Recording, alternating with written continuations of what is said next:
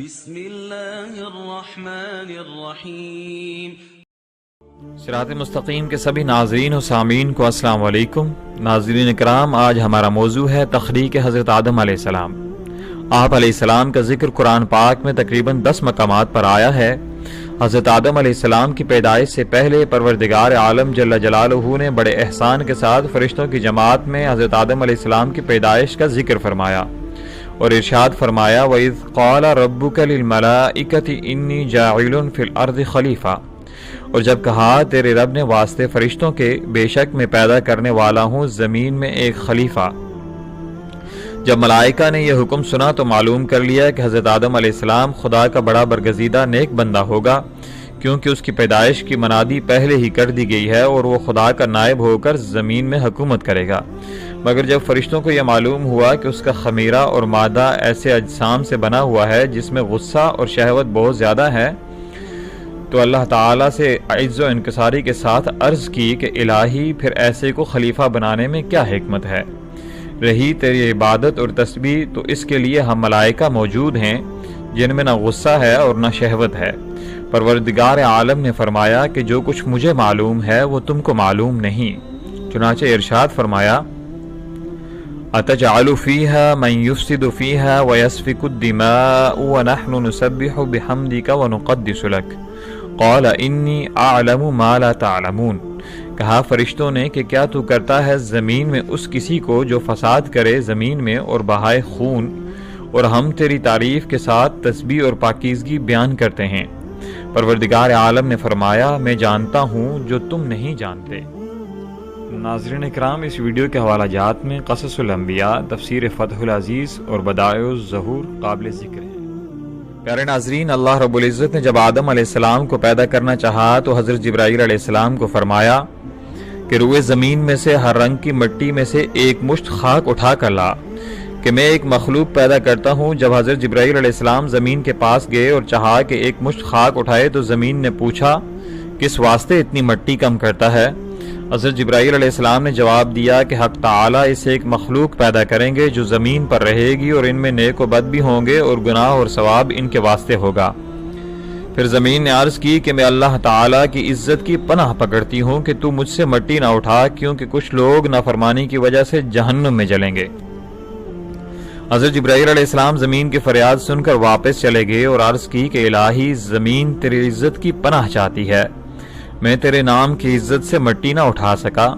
پھر حق تعالیٰ جل جلالہ نے حضرت میکائیل علیہ السلام کو بھیجا، وہ بھی واپس آ گئے۔ پھر پروردگار عالم نے حضرت اسرافیل علیہ السلام کو بھیجا، وہ بھی خالی ہاتھ واپس آ گئے۔ پھر پروردگار عالم نے حضرت اسرائیل علیہ السلام کو بھیجا تو حضرت اسرائیل علیہ السلام نے زمین کی منت و زاری، رونا و دھونا نہ سنا اور کہا کہ میں اللہ تعالیٰ کے حکم کو تیری منت و زاری پر نہیں چھوڑ سکتا، میں خدا تعالیٰ کا فرما بردار ہوں۔ ملک الموت فرشتہ مٹی لے کر واپس آ گیا۔ پھر پروردگار عالم نے روحوں کے قبض کرنے کا کام بھی ان کے سپرد کر دیا۔ پھر اللہ تعالیٰ نے فرمایا اس مشت خاک کو جہاں پر اب کعبہ مکرمہ ہے وہاں رکھو۔ پھر 40 دن اس پر بارش برسائی، 39 دن غم کی بارش اور 1 دن خوشی کی بارش برسائی گئی۔ اسی واسطے ہر آدمی اکثر رنج و فکر، غم و اندیشہ میں مبتلا رہتا ہے اور خوشی بہت کم ہوتی ہے۔ فرشتوں نے خدا تعالیٰ کے حکم کے مطابق اسی خاک کا گارا بنایا اور وہ کیچڑ خشک کیا گیا جیسا کہ کمہار برتن خشک کرتا ہے، پھر وہ برتن آواز کرتا ہے۔ پھر حکم سے وادی نعمان جو مکہ اور طائف کے راستے میں عرفات سے متصل ہے لے جا کر فرشتوں نے ڈالا۔ پھر حق تعالیٰ نے اپنے دست قدرت سے اس گارے سے حضرت آدم علیہ السلام کا خوبصورت جسم بنایا۔ پھر فرشتے اس جسم کو دیکھ کر حیران ہو گئے اور اس کی گردا گرد پھرتے رہتے، اور ابلیس بھی اس جسم کو دیکھنے آیا تو تعجب سے کہا کہ یہ جسم اندر سے خالی ہے اور جگہ جگہ خلل ہیں، یہ بغیر سیر ہوئے پر نہ ہوگا، اور اگر سیر ہو جائے تو پھٹ جائے گا اور چلنے پھرنے میں سست ہوگا اور اس سے کوئی کام نہ ہو سکے گا۔ مگر جب سینہ بائیں طرف سے دیکھا تو کہنے لگا کہ یہ دل بغیر دروازے کے ہے، میں نہیں جانتا کہ اس میں کیا چیز پوشیدہ ہے، شاید یہ وہی لطیفہ ربانی ہو کہ جس کے سبب یہ خلافت کا مستحق ٹھہرا۔ ناظرین اکرام، بعض روایت میں ہے کہ وہ جسم 40 سال تک وہیں بے جان پڑا رہا۔ پھر جب پروردگار عالم جل جلالہ نے چاہا تو اس جسم میں روح کو داخل ہونے کا حکم دیا ادخلوا ایھا الروح فی ھذا الجسد، داخل ہو جا اے روح اس بدن میں۔ جب روح اللہ تعالیٰ کے حکم سے سر کی طرف سے داخل ہوئی تو جہاں جہاں تک روح پہنچتی گئی وہ خاکی بدن کے جو ٹھیکری کی طرح تھا گوشت پوست ہڈی سے بدلتا گیا۔ جب روح سینے تک پہنچی تو حضرت آدم علیہ السلام نے اٹھنے کا ارادہ کیا تو وہ وہیں زمین پر گر گئے۔ حق تعالی جل جلالہ نے فرمایا وَكَانَ الْإِنسَانُ عَجُولًا، یعنی پیدا کیا گیا انسان جلد باز۔ پھر اسی طرح حضرت آدم علیہ السلام کو چھینک آئی تو الہام الہی سے حضرت آدم علیہ السلام نے کہا الحمدللہ، یعنی سب تعریفیں اللہ تعالیٰ کے لیے ہیں۔ اس کے جواب میں پروردگار عالم جل جلالہ نے جواب دیا یرحمک اللہ، یعنی تجھ پر اللہ تعالیٰ کا رحم کرے۔ اس کے بعد حکم الہی سے ایک فرشتہ بہشت سے ایک جوڑا لایا اور حضرت آدم علیہ السلام کو خلعت الہی سے مشرف و مکرم کیا اور عزت کے تخت پر بٹھایا۔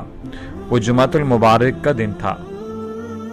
آج کی ویڈیو میں اتنا ہی، انشاءاللہ اگلی ویڈیو میں ذکر ہوگا حضرت آدم علیہ السلام کا فرشتوں کو سلام کرنا اور اللہ تعالیٰ کا روحوں سے عہد لینا۔ آپ سے گزارش ہے کہ ہمارے چینل کو سبسکرائب کیجیے اور اپنے دوستوں تک ان معلومات کو پہنچانے کے لیے شیئر کا آپشن استعمال کیجیے۔ اللہ تعالیٰ ہم سب کا حامی و ناصر ہو۔ جزاک اللہ۔